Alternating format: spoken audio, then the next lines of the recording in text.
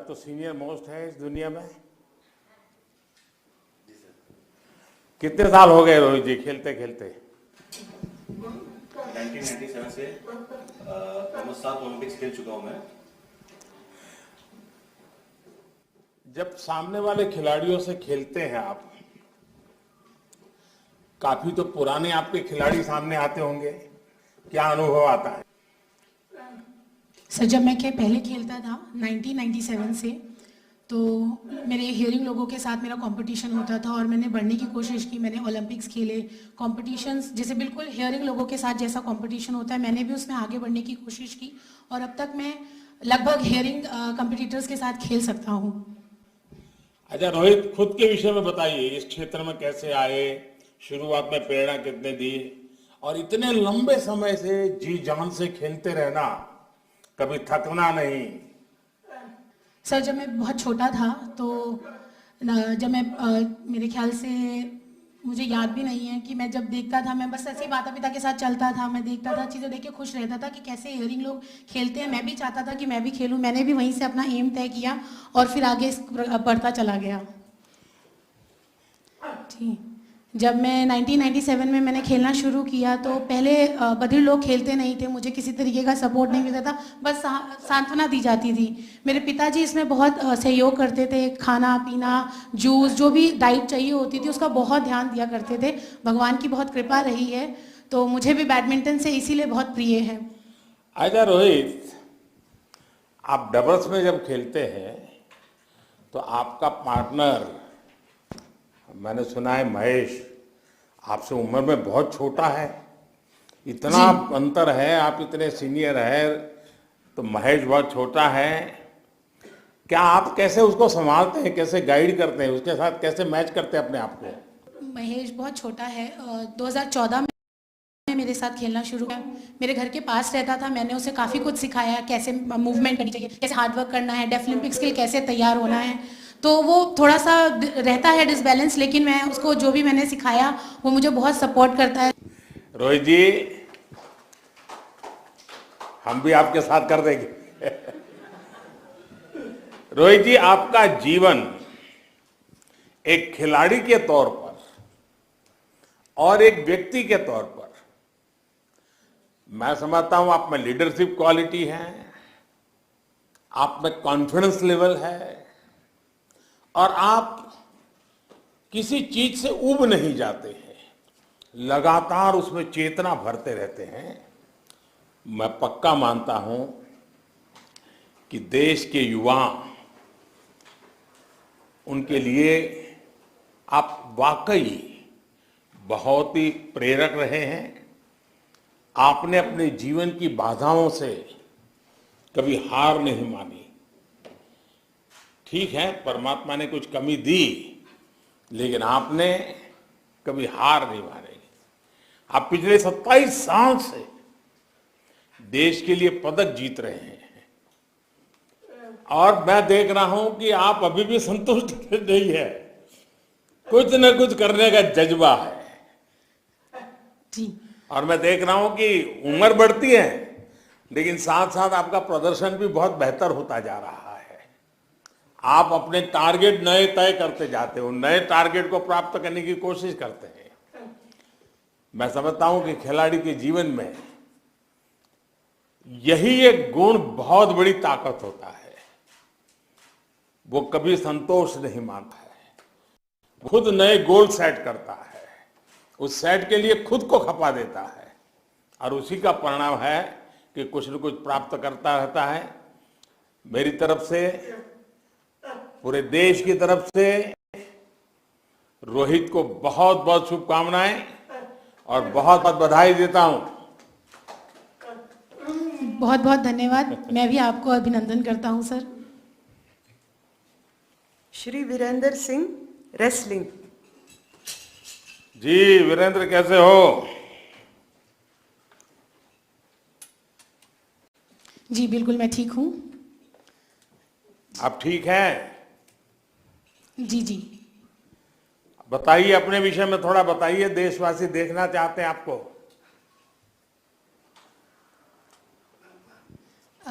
मेरे पिताजी और मेरे चाचा जी पहलवान थे, मैंने उन्हीं को देखकर पहलवानी सीखी और वो गुण मुझ में आया और मैंने ये निरंतर प्रयास किया कि मैं बढ़ता रहूं। बचपन से ही मैंने मेरे मम्मी पापा मुझे सपोर्ट करते थे, मेरे पिताजी ने सपोर्ट किया और मैं वो पहलवानी सीखता चला गया और आज इस स्तर पे पहुंचा हूं। लेकिन पिताजी को और चाचा को संतोष है? नहीं, वो चाहते हैं कि मैं और करूं, और खेलूं, और बढ़ता रहूं, और तरक्की करता रहूं। कि जैसे जैसे देखता हूं कि जो हियरिंग समाज के लोग हैं वो आगे निरंतर बढ़ते जा रहे हैं, जैसे कि वो लोग जीतते जा रहे हैं, मैं भी हियरिंग लोगों के साथ खेलता हूं, मैंने भी उन्हें मात दी है और मैं सिलेक्शन में आया हूं, पर मैं सुन नहीं पाता था, इस वजह से मुझे निकाल दिया गया और मैं नहीं जा पाया और मैं इसके लिए बहुत पछताया, रोया भी। पर फिर मैंने बधिर समाज में जब मैंने अंदर आया तो मेरी रोंगटे खड़े हो गए और मैं खुशी से मारे फूला नहीं समाया कि मैं जीत गया। जब मैं मेडल पहली बार जीता, ऐसे ही मुझे लगता था कि चलो छोड़ो, अब मैं क्यों हियरिंग समाज के पीछे जाऊं, अब मैं बधिर समाज में ही एक नाम कमा सकता हूं और मैं उसको निरंतर आगे बढ़ सकता हूं। मैंने कई मेडल जीते 2005 में, उसके बाद 2007 में, उसके बाद मैंने फर्स्ट ओलंपिक जब जीता था। अच्छा वीरेंद्र टर्की में बताओ, जीता था। अच्छा 2005 से लेकर अब तक के हर डेफ ओलंपिक्स में आप पदक जीत करके ही आए हैं, ये निरंतरता आप कहां से लाते हैं? इसके पीछे क्या प्रेरणा है आपकी?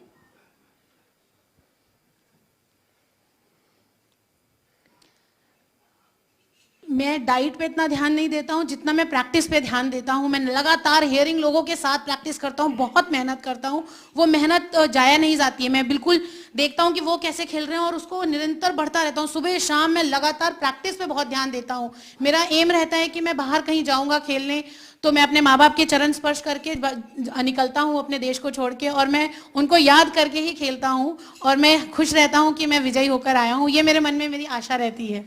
अच्छा वीरेंद्र, दुनिया में वो कौन खिलाड़ी है जिसके साथ खेलने में से समय तुम्हें कुछ न कुछ सीखने को मिलता है, तुम्हें उनका खेल देखने का मन करता है, वो कौन है?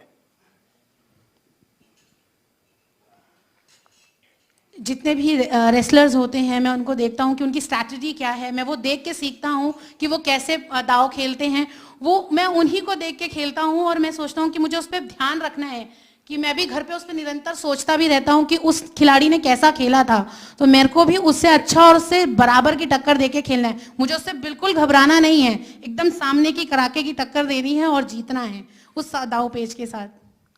वीरेंद्र, ये अच्छी बात है कि आप खेल की दुनिया में उस्ताद भी हैं, साथ साथ विद्यार्थी भी हैं। ये अपने आप में बहुत बड़ी बात है। आपकी जो इच्छा शक्ति है वो सचमुच में हर किसी को प्रेरित करती है जी। इसके साथ ही मेरा मानना है कि आपसे देश के खिलाड़ी और युवा दोनों जो सीख सकते हैं और वो है आपकी निरंतरता। एक बार शिखर पर पहुंचना कठिन है, पर उससे भी कठिन इस बात पर है कि जहां पहुंचे हैं वहां टिके रहना और फिर भी ऊपर जाने की कोशिश करते रहना। आपने शिखर पर पहुंचने के लिए तपस्या की, आपके चाचा ने, आपके पिताजी ने लगातार आपको मार्गदर्शन किया, आपकी मदद की। पहुंचने एक बात है, पहुंचने के बाद टिके रहना, ये मैं समझता हूं आपकी गजब की ताकत है। और इसलिए खिलाड़ी जगत इस बात को समझेगा, आपसे सीखेगा। मेरी तरफ से आपको बहुत शुभकामनाएं हैं, बहुत बहुत धन्यवाद। धनुष, नाम तो धनुष है और शूटिंग करता है। जी सर, जी जी बिल्कुल, मैं शूटिंग करता हूँ। बताइए धनुष, अपने विषय में बताइए।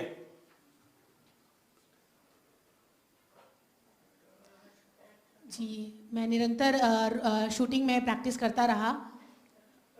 मेरी फैमिली का सपोर्ट मुझे बहुत रहा कि मुझे स्टेज वाइज वो कि मुझे हमेशा बताते रहे कि मुझे जीतना ही है, फर्स्ट ही आना है।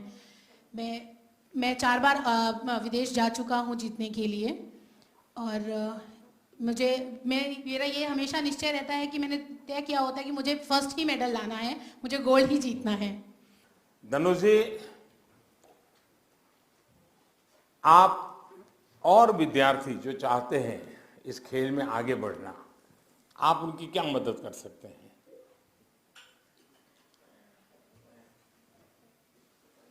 मैं स्पोर्ट्स के लिए बच्चों को बताऊंगा कि हाँ, हम इसमें आगे बढ़ सकते हैं, हमें प्रयास करते रहना चाहिए, लगातार प्रैक्टिस आपको आगे बढ़ाएगी, आपको लगातार रनिंग प्रैक्टिस करनी चाहिए, फिट रहना चाहिए। बस सर, मैं इतना ही कहना चाहता हूँ। योगा करते हो? जी, मैं करता आ रहा हूँ काफ़ी टाइम से योगा। और मेडिटेशन करते हो?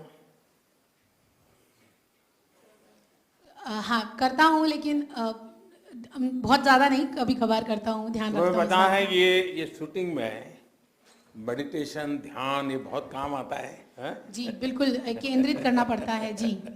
हैं? बिल्कुल बिल्कुल, होल्ड करके एकदम केंद्र लगाकर एकदम निशाने पे एकदम ध्यान रखकर करना पड़ता है। अच्छा धनुष, बताइए, छोटी उम्र से तुमने इतनी सारी सिद्धियां प्राप्त की है, दुनिया में जाकर के आए हो, तुम्हारी सबसे बड़ी प्रेरणा क्या है? कौन तुम्हें प्रेरित करता है?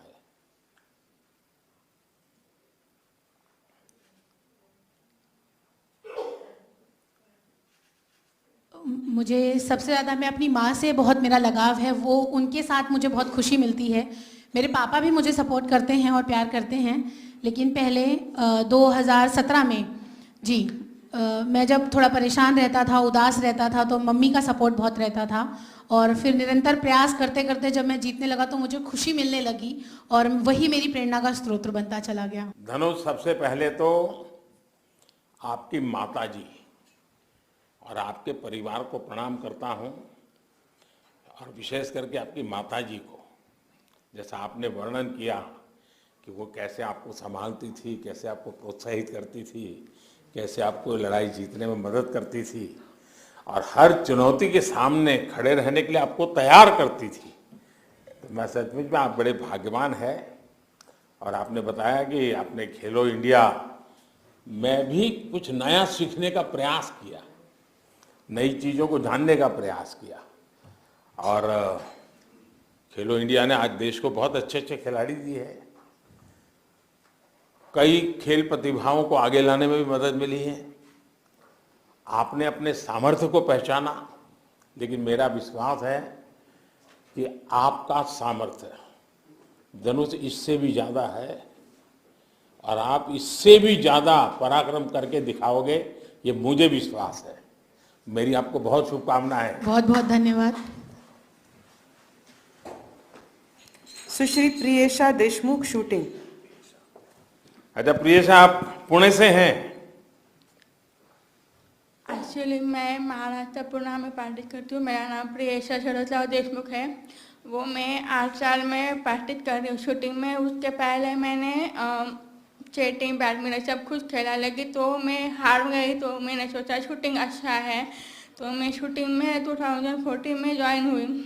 उसके बाद मैं तो 2014 to 15 में नेशनल गेम था, वहाँ में स्लेट में 7 गोल्ड मेडल डेफ कैटेगरी में, और ओपन कैटेगरी में सिल्वर मेडल मिला है।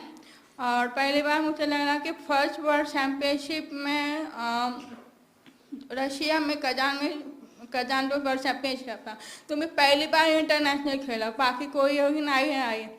तो मुझे थोड़ा सा डर लग रहा था और परेशान भी लग रहा, लेकिन दादी के आशीर्वाद से और मेरे पापा ने मुझे समझाया कि जो कुछ भी हो, आप पहली बार जाए हो तो जाओ, खेलो, जो मिलेगा तो मिलेगा, लेकिन आप परफॉर्मेंस करके दिखाओ।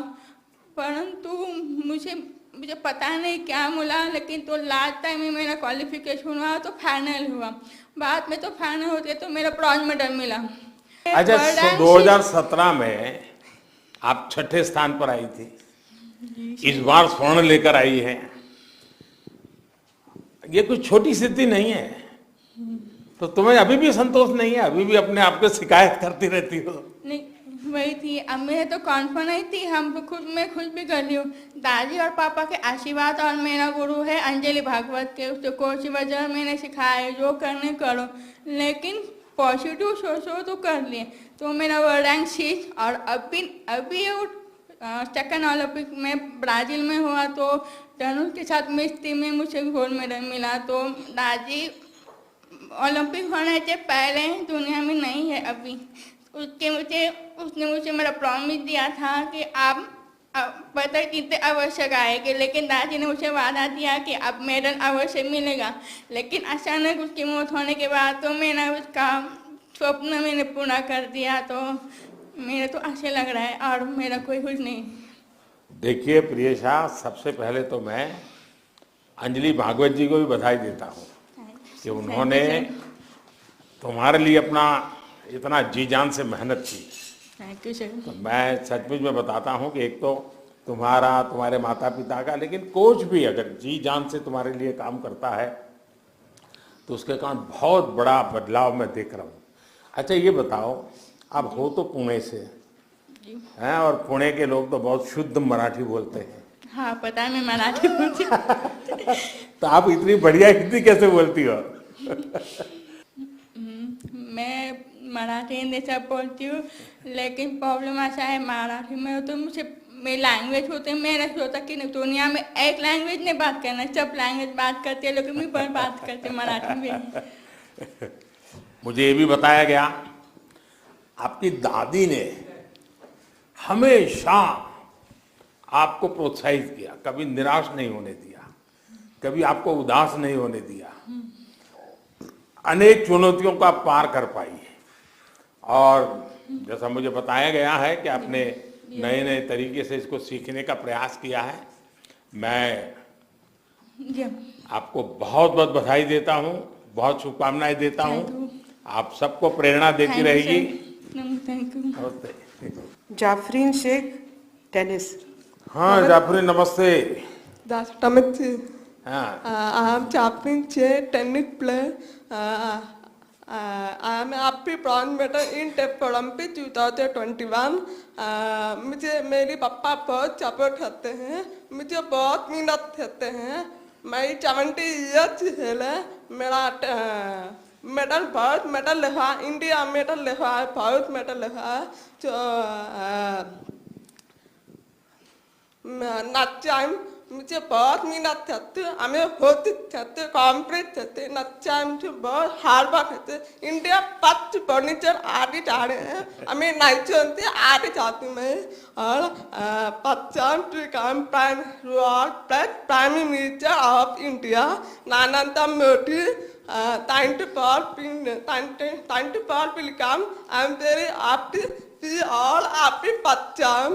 अच्छा जाफरीन, आप और पृथ्वी शेखर, आपकी जोड़ी ने बड़ी कमाल कर दिया। आप दोनों एक दूसरे को कोर्ट में मदद कैसे करते हैं, एक दूसरे की मदद कैसे करते हैं? मौत हम दोनों सपोर्ट करते हैं, हम दोनों होते चाहते, हम दोनों फाइट खड़े हैं। हमारा फाइट खड़ा, हमारा इंडिया में आगे जा रहे हैं। हम दोनों नाचते, हमें होती चढ़ा आगे है ना, हमें ब्रॉन्ज मेडल लाया था। देखिए टेनिस में मैं तो कोई खिलाड़ी नहीं रहा हूँ, मुझे वो नसीब नहीं हुआ है, लेकिन कहते हैं कि टेनिस एक ऐसा खेल है जिसमें टेक्निक पर बड़ा बल रहता है और टेक्निक की तरफ काफ़ी फोकस रहता है। आपने इस खेल को ना सिर्फ अपनाया, लेकिन कई बार आपने देश का नाम ऊंचा किया। इस चीजों को आत्मसात करने में आपको मेहनत कितनी पड़ती थी? मुझे बहुत मेहनत थे, हमेशा बहुत मेहनत थे, हमेशा कॉन्फिडेंस सकते, हमें नाचते, हमें अभी खेलते हैं, बहुत आगे जा रहे हैं, बहुत खेलते। अच्छा, आप एक प्रकार से देश की बेटियों का, उनके सामर्थ्य का एक प्रकार से पर्याय तो है ही है, साथ ही आप छोटी छोटी बच्चियों के लिए भी एक प्रेरणा है। आपने साबित कर दिया है कि भारत की बेटी अगर कुछ ठान ले तो कोई भी बाधा उसको रोक नहीं सकती है। मेरी तरफ से जाफरीन को बहुत बहुत शुभकामनाएं, आपके पिताजी को विशेष रूप से अभिनंदन कि उन्होंने आपके पीछे इतनी मेहनत की और आपको यहाँ तक पहुँचाया। आपको सपोर्ट करते और आने वाले सपोर्ट करो। मैं करूँगा। Thank you. मैं करूँगा। आपकी ये ऊर्जा, मैं कह सकता हूँ कि जो मुकाम आप लोगों ने हासिल किया, आपका जज्बा इससे बहुत आगे जाने का है। ये जज्बा बनाकर रखिएगा, ये जोश बनाकर रखिएगा। इसी जोश से देश की जीत के नए रास्ते खुलेंगे, भारत के उज्जवल भविष्य का निर्माण होगा। और मैं मानता हूं हमारे जनरल खेल की जगत में कोई व्यक्ति नाम लेते के आता है तो वहां के स्पोर्ट्स कल्चर की, स्पोर्ट्स एबिलिटी की बात होती है, लेकिन कोई दिव्यांग, कोई शारीरिक रूप से मजबूरी में जिंदगी गुजारने वाला व्यक्ति, वो जब दुनिया के अंदर नाम रोशन करता है तो वो सिर्फ खिलाड़ी जीत करके नहीं आता है, वो सिर्फ खेल का खेल नहीं रहता है, वो उस देश की छवि को भी लेके जाता है कि हाँ, ये देश ऐसा है कि जहां दिव्यांग जनों के प्रति भी यही संवेदना है, यही भाव है और यही सामर्थ्य की पूजा वो देश करता है। ये बहुत बड़ी ताकत होती है और इसके कारण दुनिया में आप जहां भी गए होंगे, दुनिया में जब भी आपके इस सिद्धि को किसी ने देखा होगा तो आपको देखता होगा, आपके खेल को देखता होगा, आपके मेडल को देखता होगा, लेकिन बैक ऑफ द माइंड सोचता होगा, अच्छा हिंदुस्तान में ये वातावरण है, हर एक को समानता है, हर एक को अवसर है और उससे देश की छवि बनती है। यानी सामान्य खिलाड़ी देश की छवि बनाता है, उससे अनेक गुना ज्यादा अच्छी छवि देश की बनाने का काम आपके द्वारा होता है, आपके प्रयत्नों के द्वारा होता है। यानी ये अपने आप में बहुत बड़ी बात है। आप सभी को एक बार फिर इस शानदार जीत के लिए और देश का नाम रोशन करने के लिए, देश का नाम ऊंचा करने के लिए, भारत का तिरंगा झंडा फहराने के लिए, और वो भी आजादी का अमृत महोत्सव मना रहे हैं, उस समय देश के तिरंगे को फहराने के लिए आप सब बहुत बहुत बधाई के पात्र हैं। आपके इस पुरुषार्थ में आपके परिवारजनों का, आपके माता पिता का, आपका कोचिज का, आपके आसपास का जो एनवायरनमेंट होगा, उन सबका बहुत बड़ा योगदान रहा है और इसलिए उन सबको भी मैं बधाई देता हूं। जिन भी खिलाड़ियों ने इस वैश्विक प्रतिस्पर्धा में हिस्सा लिया, उन्होंने पूरे देश के सामने हौसले का एक अभूतपूर्व उदाहरण प्रस्तुत किया है। कुछ लोग होंगे जो मेडल तक शायद नहीं पहुंच पाए होंगे, लेकिन ये मान के चलिए कि उस मेडल ने आपको देख लिया है। अब वो मेडल आपका इंतजार कर रहा है, वो मेडल आपका इंतजार कर रहा है। आप ये मत सोचिए कि अब आप पीछे हैं, आप जरूर सिद्धि प्राप्त करेंगे, आप विजयी होकर के आएंगे और जो विजयी हुए हैं वे भी अब तो आपकी प्रेरणा का कारण बनेंगे। और इस खेल के अंदर आज तक के सारे रिकॉर्ड आप तोड़ के आए हैं, हिंदुस्तान के सारे रिकॉर्ड तोड़ करके आप आए हैं। इसलिए इस टीम का हृदय से मैं गर्व करता हूं, अभिनंदन करता हूं और आजादी का अमृत महोत्सव, उसमें भी आप प्रेरणा बनेंगे। देश के तिरंगे को आगे लहराने में हर नौजवान के लिए आप प्रेरणा बनेंगे।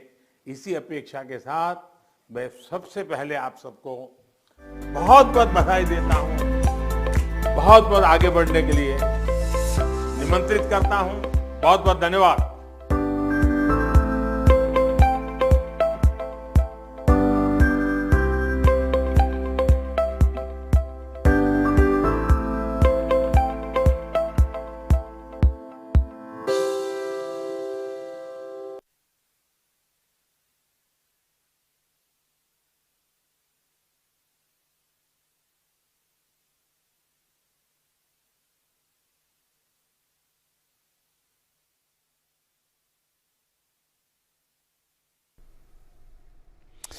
तो आप देख रहे थे बेहद ही अनोखा प्रसारण। प्रधानमंत्री ने संवाद किया डेफ ओलंपिक में जो